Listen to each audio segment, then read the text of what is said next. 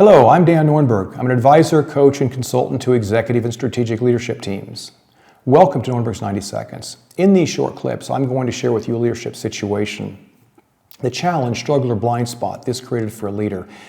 And then in about 90 seconds, I'll tell you about the idea, the tool, or the insight this leader and I discussed to help them be more successful. Now, in doing so, should you encounter a situation similar to this at some point in your future, you'll have an initial resource to help you be more effective. Let me say a few words about today's situation. I had a lunch and learn with the CEO and our leadership team. In these lunch and learn sessions, I share best practices, performance accelerators from highly effective leadership teams, and then we have a discussion about topics that are critical to their team and business success.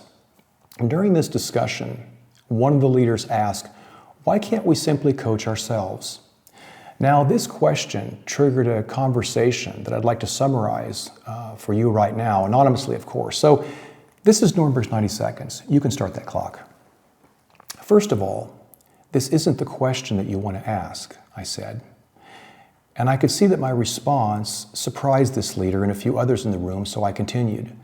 Of course you can coach yourself, and as a leadership team, you can spend a lot of time discussing this topic. But that's not the question that you really want to ask. It's not the question that will carry you much further as a team.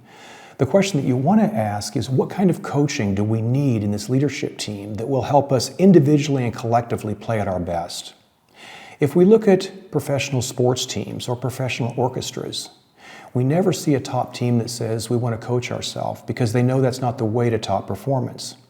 An executive coach or advisor will challenge you, like I'm challenging you now, to create a compelling future picture of success for your business, to develop and live by guidelines that drive continuous improvement in your leadership team and that provide real-time coaching that you can then replicate and carry back into your individual business units.